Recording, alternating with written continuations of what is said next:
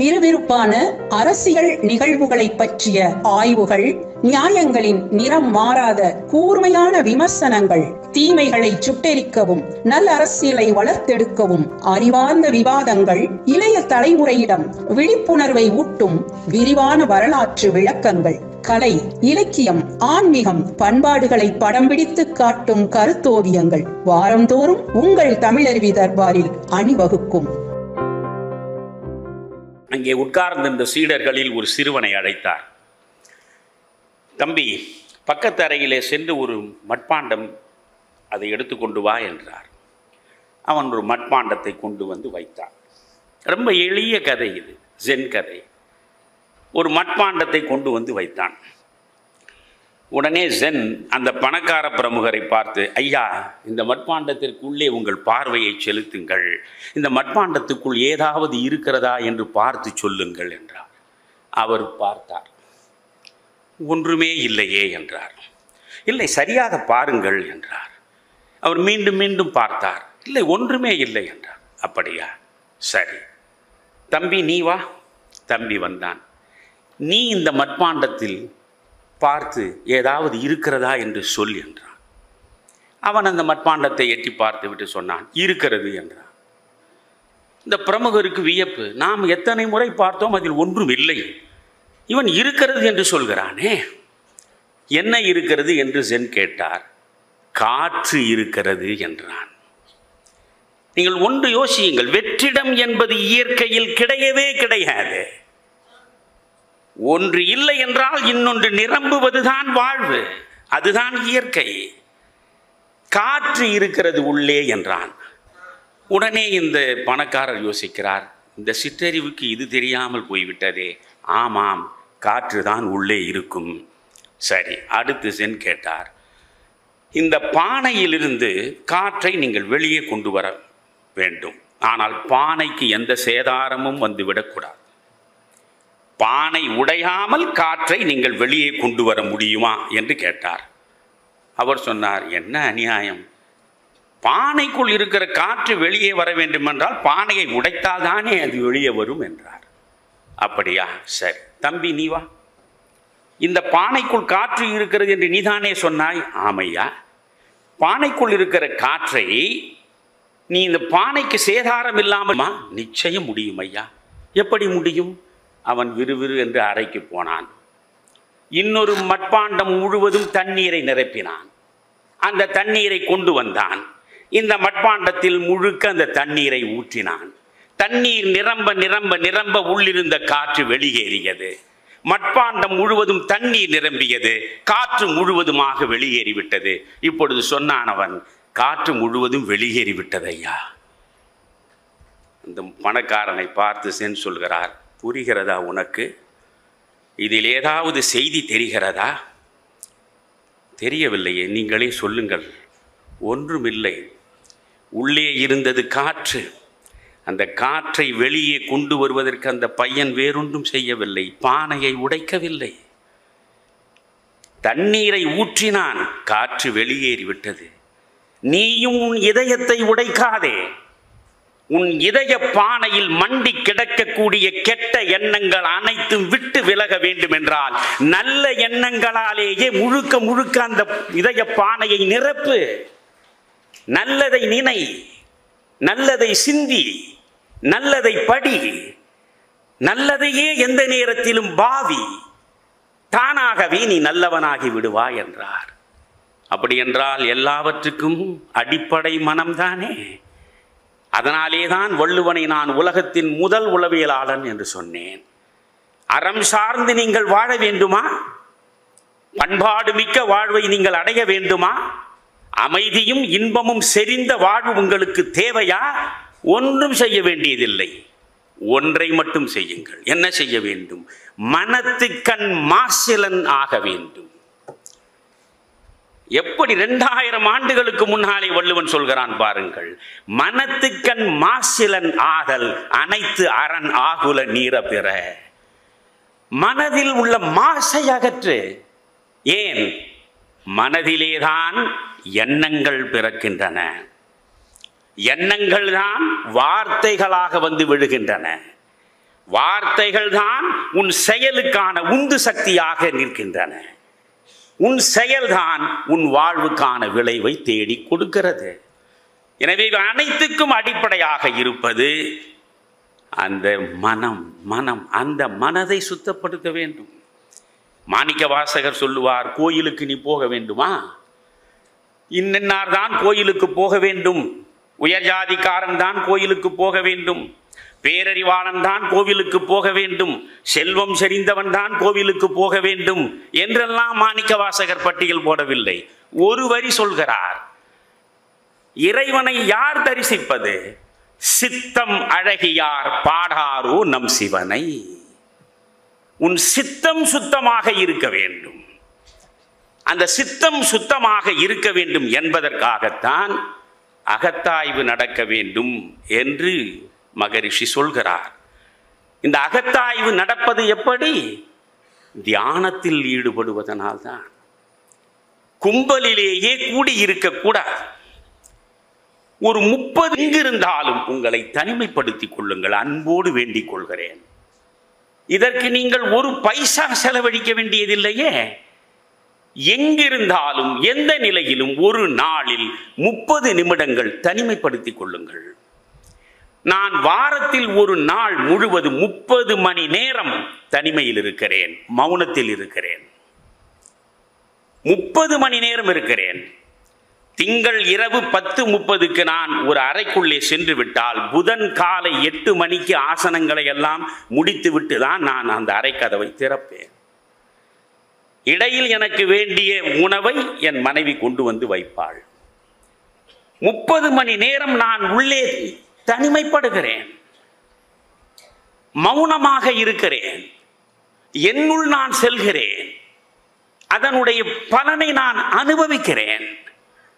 இன்று எனக்கு 76 வயதாகிறது. 76 வயதான நிலையில் என் உடல் சார்ந்த பிரச்சனை என்று எதுவுமே எனக்கு இன்று வரை கிடையாது. அதற்கு காரணம் மகரிஷி எனக்குள்ளே ஏற்றி வைத்த அந்த விளக்கு, ஆன்ம விளக்கு. எளிதான பயிற்சிகளை செய்வது உடலுக்கு, தியானத்தில் ஈடுபடுவது ஆன்மாவுக்கு. நீங்கள் அவர் மிக தெளிவாக சொல்கிறார், அறிவுதானடா கடவுள். அறிவில் 2 வகை உண்டு. அதை முதலில் நாம் புரிந்து கொள்ள வேண்டும். நீங்கள் கற்றதனால் ஆய பயனென் கொல் வாலறிவன் நற்றாள் தொழாரெனின் என்று வள்ளுவன் பேசுகிறான். அது என்ன வாலறிவு? வாலறிவு என்பது வேறு, நூலறிவு என்பது வேறு. நீங்கள் எத்தனை புத்தகங்களை படித்தாலும் you will get only information. You cannot acquire knowledge. You cannot reach wisdom. கோடி கோடியாக நீங்கள் செலவழித்து உங்கள் பிள்ளைகளுக்கு கலாசாலைகளில் எத்தனை படிப்பை கொடுத்தாலும் அந்த படிப்பின் மூலமாக அவர்களுக்கு கிடைப்பதெல்லாம் தகவல்கள், தகவல்கள், தகவல்கள். அந்த தகவல்கள் உங்களை ஞானியாக்காது. ஞானி ஆவதற்கு இந்த தகவல் தான் உங்களுக்கு தடைச்சுவராக இருக்கும். தகவலிலே இருந்து விடை பெற்று அறிவுக்கு வர வேண்டும். அந்த அறிவை நீங்கள் வாலறிவாக மாற்ற வேண்டும். எல்லா மனிதனுக்கும் இறைவன் பகுத்தறிவு கொடுத்திருக்கிறான், 6வது அறிவு. அந்த அறிவை முயன்று முயன்று முயன்று நீங்கள் வாலறிவாக மாற்ற வேண்டும். அதனால் நீங்கள் அறிவுதான் உள்ளே இருக்கிறது ஆன்மாவில்.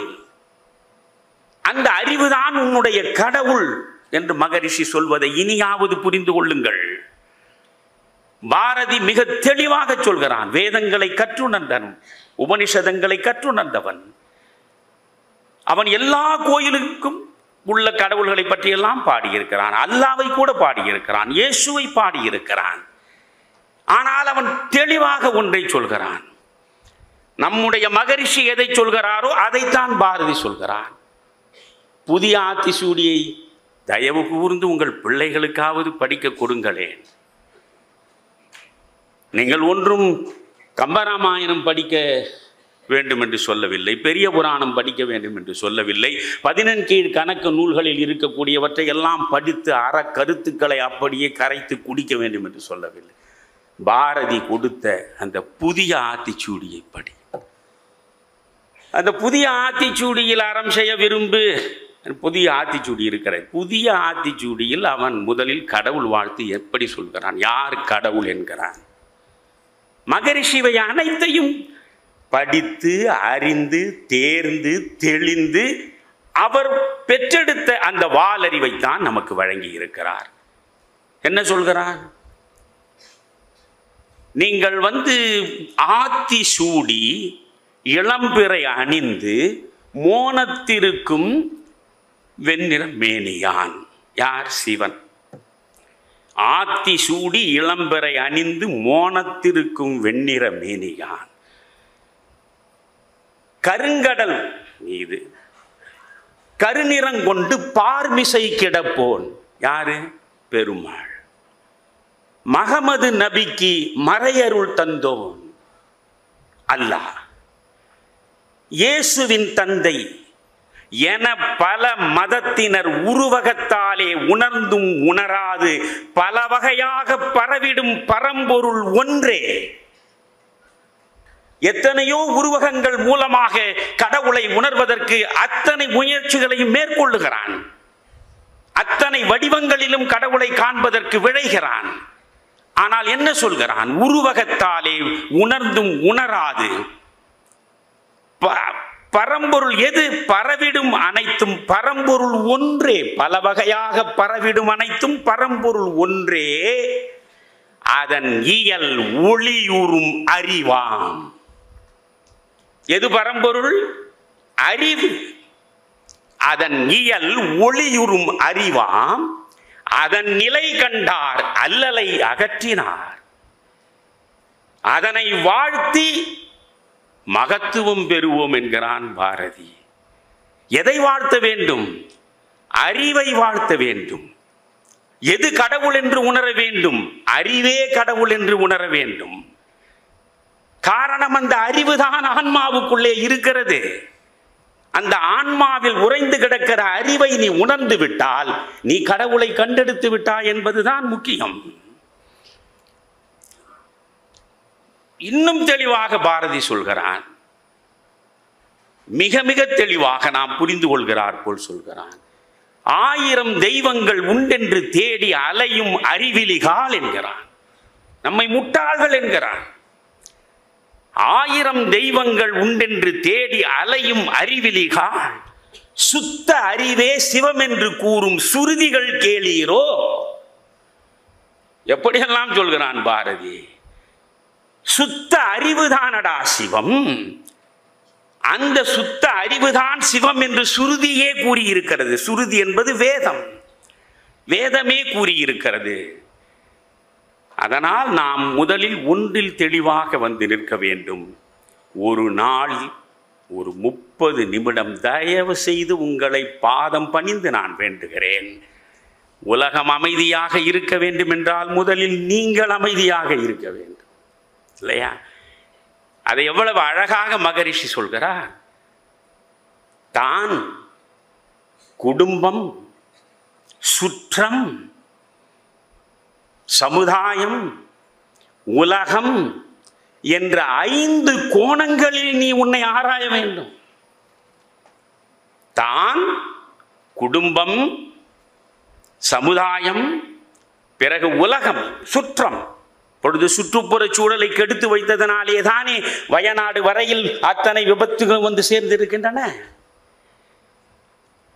பிரபஞ்சத்தில் நீங்கள் அனைத்துமே ஹார்மனி என்று சொல்லுவார்கள். இணக்கத்தோடு தான் செயற்படுகின்றன. ஒத்திசைவோடுதான், ஒழுங்கமைதியோடுதான் அனைத்து பொருள்களும் இயங்குகின்றன. ஒத்திசைவே இல்லாமல், ஒழுங்கமைதியே இல்லாமல் முரண்பட்டு நிற்கக்கூடிய ஒரே படைப்பு இந்த மனித படைப்பு தான். எனவே இந்த மனித படைப்பு முரண்பட்ட நிலையிலிருந்து விடுபட வேண்டும் என்றால் தான், பிறகு தன் குடும்பம், அதற்கு பிறகு சுற்றுப்புறம், பிறகு சமுதாயம், பிறகு உலகம் என்று 5 கோணங்களில் நீ சிந்தித்து அவற்றை நீ கணித்து, எவ்வளவு அழகாக சொல்கிறார் பாருங்கள். சிந்தித்து அவற்றை நீ கணித்து நேற்றைய உலகத்தில் நீ வாழ்ந்தாயே கடந்த காலம், அந்த கடந்த கால அனுபவங்களையும் நிகழ்காலம், அந்த நிகழ்காலத்தின் சூழல்களையும் எதிர்காலத்தில் வரக்கூடிய விளைவுகளையும் ஒன்றிணைத்து ஒழுங்கமைதியை நீ உருவாக்குகிற போதுதான் உன் அறிவு முழுமை பெறும். முழுமை பெற்ற அறிவுதான் ஞான நிலையில் உன்னை கொண்டு போய் உட்கார வைக்கும். ஞான நிலையில் நீ கொண்டு போய் உட்கார வைக்கப்படுகிற பொழுது கடவுளை நீ கண்டெடுத்து விடுவாய். வாழ்வை எப்படி வகுக்கிறார்? நான் ரொம்ப வியப்பாக இருப்பது பல விஷயங்கள். எவ்வளவு எளிமையாக அவர் சொல்கிறார். நான் புத்தருடைய நடுப்பாதையை பற்றி நிறைய படித்திருக்கிறேன். நடுப்பாதை தத்துவத்தை, middle path. Aristotle middle path is golden path என்கிறான். நடுப்பாதை தான் பொற்பாதை என்கிறான்.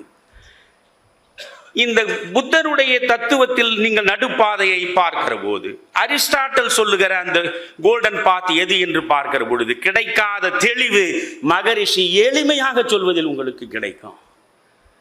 வாழும் வழி என்ன என்கிறார். வாழும் வழி எப்படி நீங்கள் வகுத்துக் கொள்ள வேண்டும்? உணவு, உறக்கம், உழைப்பு, உடல் இன்பம், சிந்தனை, அதாவது சிந்தனைக்குள் இருக்கிற எண்ணம். உணவு மிதமாக இருக்கட்டும். உணவை முற்றாக தவிர்த்தால் நீ நலிவுற்று இறந்து போவாய். உணவை அதிகமாக நீ உண்ணத் தொடங்கிவிட்டால் அதுவே உனக்கு நோயாக மாறி மரணம் அடைவாய்.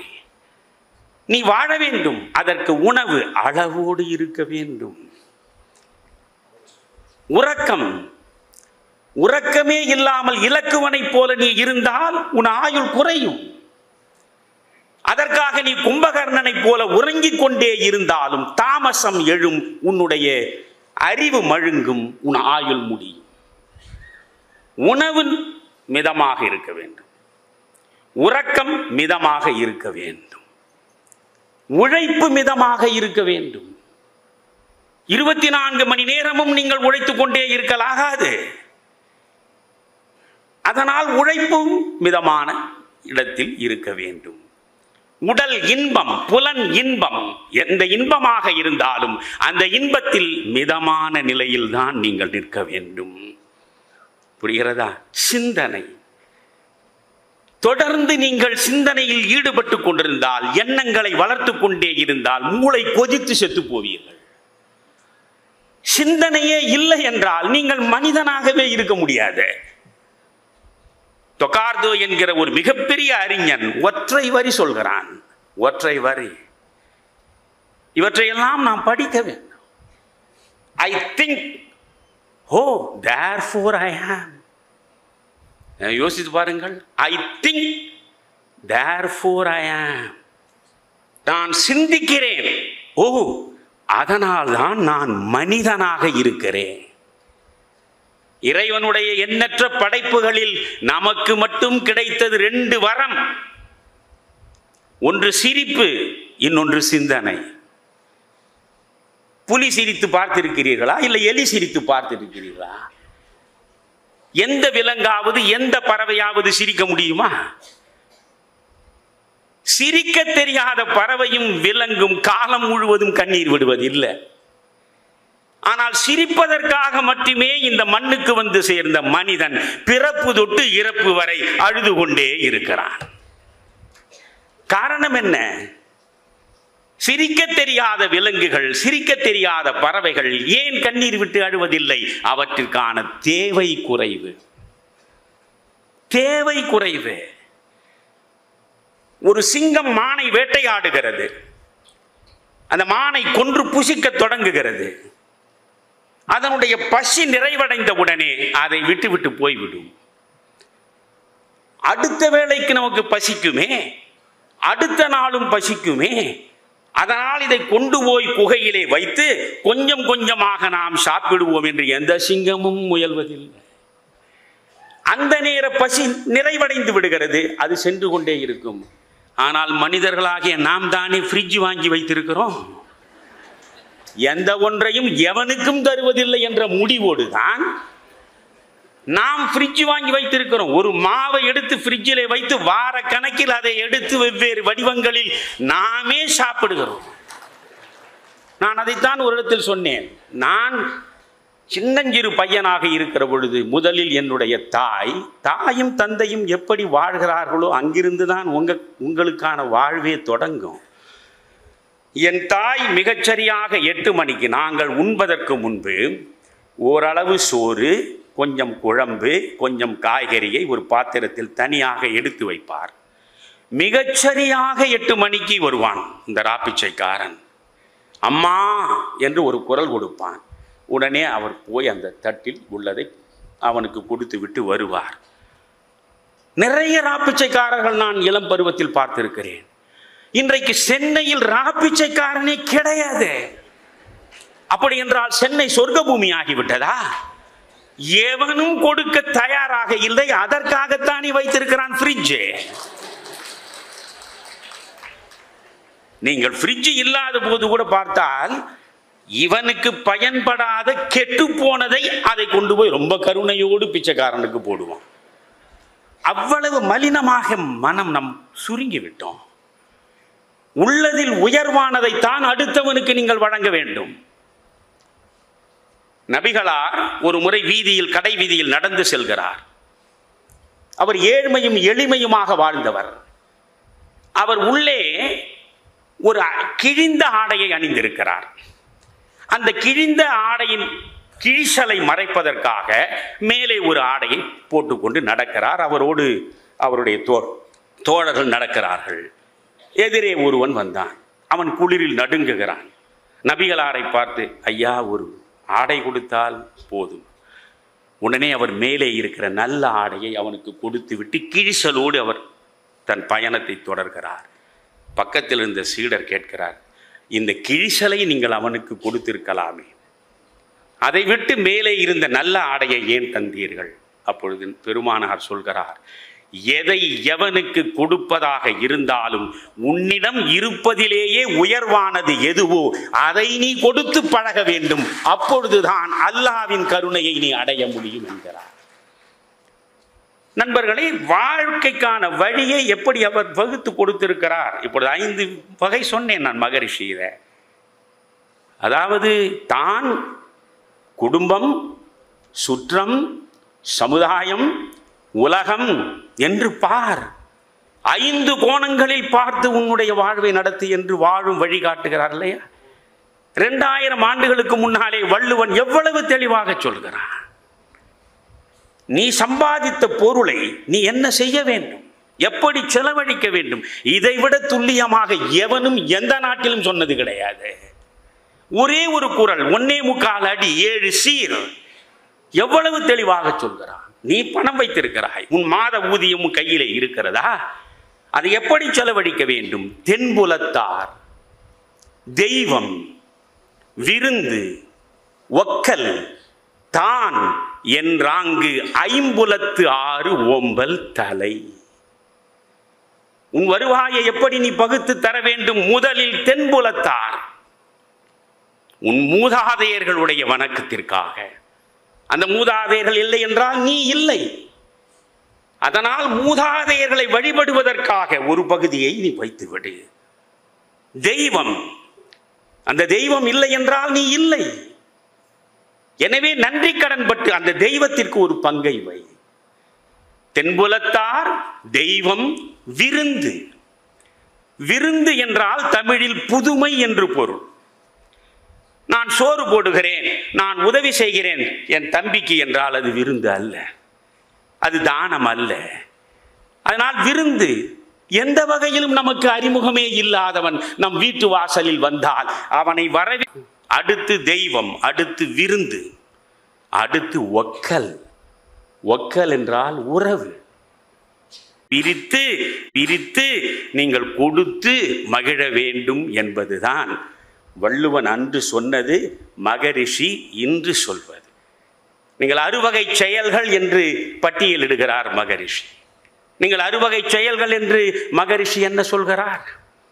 ஆசை. எனக்கு மகரிஷியிடம் ரொம்ப பிடித்ததே இதுதான். நான் நிறைய வாசிக்கிறேன், ஆனால் மிக மிக பிடித்ததாக என் நெஞ்சுக்கு நெருக்கமாக ஒன்றை மகரிஷி தான் கொடுத்தார். மனிதனை அலைக்கழிப்பது ஆசைதான், மனதை அழுக்காக்குவதும் ஆசைதான், மனிதனுக்கு சகலவிதமான துயரங்களையும் கொண்டு வந்து சேர்ப்பதும் ஆசைதான். எனவே இந்த ஆசை இருக்கிற வரையில் பகவத்கீதை மிக அழகாக சொல்கிறது, ச சாந்தி மாப்னோதி ந காமகாமி என்கிறது. ச சாந்தி மாப்னோதி ந காமகாமி. ஆசைப்படுபவன் எவனோ அவனோடு அமைதியும் இன்பமும் சேர்ந்து நடக்க முடியாது. அமைதியும் இன்பமும் எங்கே இருக்காது? ஆசைகளிலேயே மூழ்கி கிடந்தார். புத்தர் 6 ஆண்டு காலம் உருவேலாவில் கடும் தவம் இயற்றி கடைசியில் ஞானம் பெற்றவர் உலகத்திற்கு வழங்கிய பொன்மொழி என்ன? ஆசையை விடு. உன் எல்லா துயரங்களுக்கும் காரணம் ஆசை. ஆசையை விடு என்றார். ஆசையை விடு, முற்றாக ஆசையை துறந்து விடு என்று சொல்கிறார். சரி, புத்தர் சொன்னபடி ஆசையை விட்டு விடலாம் என்று நாம் நினைத்தால் எதன் மீதும் ஆசை வைக்காதே என்கிறார் புத்தர். இனி நான் புத்தர் வழியில் தான் நடப்பது என்று முடிவெடுக்கிறேன். பிறகு நான் திருக்குறளை எடுத்து படிக்கிறேன். திருக்குறளில் வள்ளுவன் சொல்கிறான், பற்றுக பற்றற்றான் பற்றினை அப்பற்றை பற்றுக பற்றுவிடற்கு என்கிறான். ஆசை என்பது தானே பற்றுகளை உருவாக்குகிறது. இந்த பகவத்கீதையை நீங்கள் படிக்க வேண்டும். எவ்வளவு அழகாக படிப்படியாக சொல்கிறது என்று பார்க்க வேண்டும். பொருள்தான் பற்றை தரவு கூடியதாக இருக்கிறது. பொருள், எந்த பொருளை நீங்கள் பார்க்கிறீர்களோ அந்த பொருளின் மீது உங்களுக்கு முதலில் ஏற்படுவது என்ன? பற்று. பிறகு அந்த பற்று அந்த பொருளை அடைவதற்கான ஆசையாகிறது. பொருள், பற்று, ஆசை.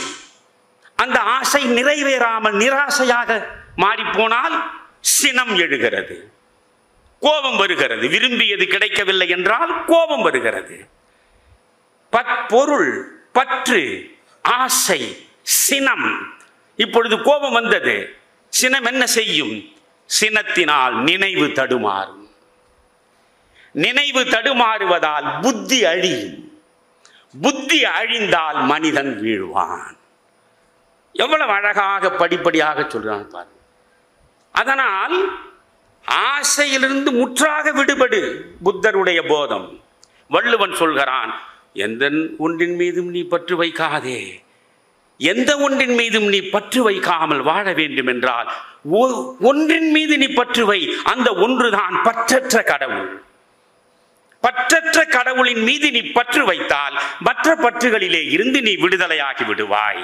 பற்றுக பற்றற்றான் பற்றினை அப்பற்றை பற்றுக பற்றுவிடற்கு என்றான். அப்ப கடவுள் மீது ஆசை வை என்கிறான். நான் புத்தரை புறக்கணித்து விட்டு வள்ளுவன் பக்கம் திரும்பினேன். இனி வள்ளுவர் வழிதான் நமக்கு காலத்தை கழிப்பது என்று முடிவெடுத்தேன். அதற்கு பிறகு திருமூலனை திரும்பி பார்க்கிறேன். திருமூலன் சொல்கிறான், ஆசை அருமின் ஆசை அருமின் ஈசனோடாயினும் ஆசை அருமின்.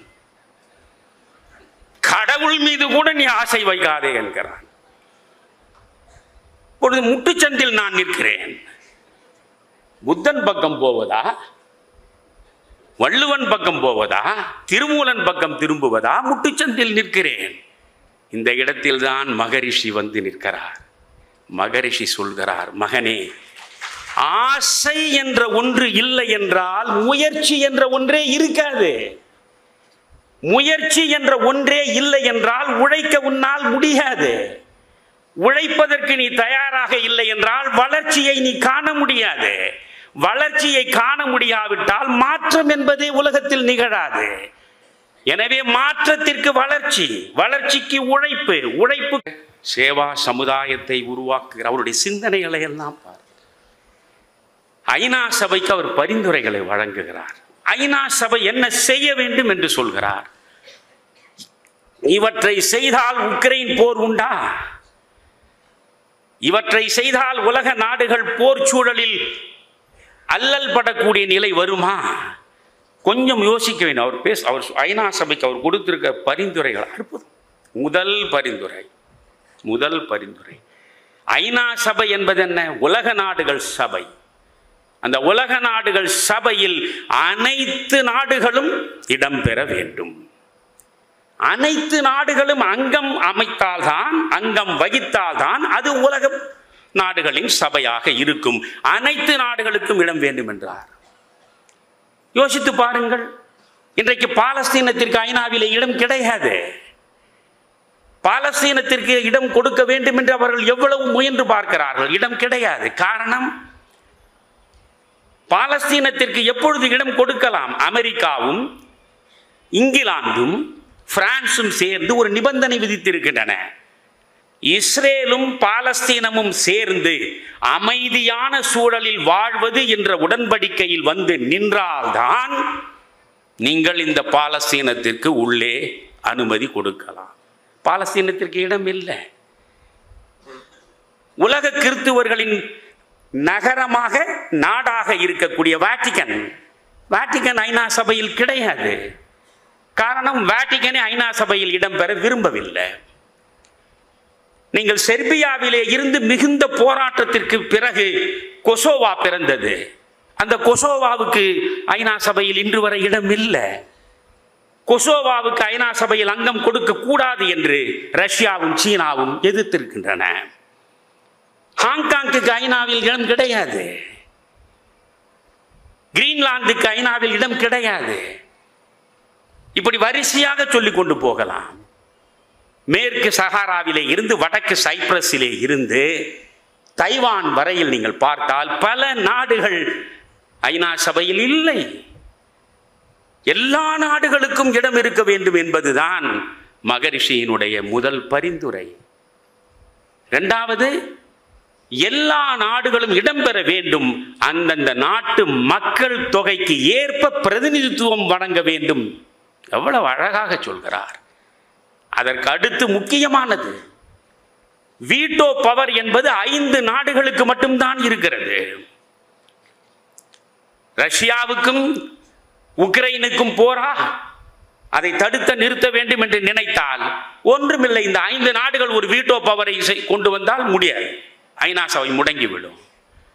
இந்த 5 நாடுகள் எது? அமெரிக்கா, இன்னொன்று ரஷ்யா, இன்னொன்று இங்கிலாந்து, இன்னொன்று பிரான்ஸ், இன்னொன்று சைனா. இந்த 5 நாடுகள் தான் உலகத்தினுடைய சட்டாம்பிள்ளைகளாக இருக்கிறார்கள். உலகத்தின் விதியை எழுதக்கூடிய சர்வாதிகாரிகளாக இருக்கிறார்கள். இந்த வீட்டோ பவரை முதலில் ரத்து செய்ய வேண்டும். அனைத்து நாடுகளும் சமத்துவம் சார்ந்த நிலையில் இடம்பெற வேண்டும் என்று பேசுகிறார். இதை இன்னும் நான் விரிவாக சொல்லுவேன். கடைசியில் அமைய வேண்டும். எல்லா நாடுகளுக்கும் மேலாதிக்கம் செலுத்தக்கூடியதாக ஐநா சபை இருக்க வேண்டும். எங்கே எந்த தவறு நடந்தாலும் அந்த தவறை தருகன் ஆண்மையோடு தட்டி கேட்கிற மேலாதிக்கமாக ஐநா சபை இருக்க வேண்டும். இன்றைக்கு ஐநா சபை சொல்வதை ஏற்பதில்லை, அந்த இடத்தில் இருக்க வேண்டும். இரண்டாவது, ஐநா சபைக்கென்றே சகல அதிகாரங்கள் உள்ள தனி அமைதிப்படை உருவாக்கப்பட வேண்டும். அமெரிக்கா வரை சென்றார். ஏறக்குறைய 18-19 முறை அமெரிக்காவுக்கு மகரிஷி சென்றிருக்கிறார். சென்று இவற்றையெல்லாம் அவர் பரிந்துரையாக வழங்கி இருக்கிறார். எனவே உலகம் அமைதியை பெற வேண்டும் என்றால், அமைதியான சூழல் வர வேண்டும் என்றால், ஒவ்வொரு தனி மனிதனும் அந்த அமைதியை அடைய வேண்டும். அந்த அமைதியை அடைவதற்காக உங்கள் மனம் வளப்பட வேண்டும். ஒவ்வொரு தனி மனிதனும் வளப்பட்டால் குடும்பம் வளப்படும். குடும்பம் வளப்பட்டால் சமுதாயம் வளப்படும். சமுதாயம் வளப்பட்டால் நாடு வளப்படும்.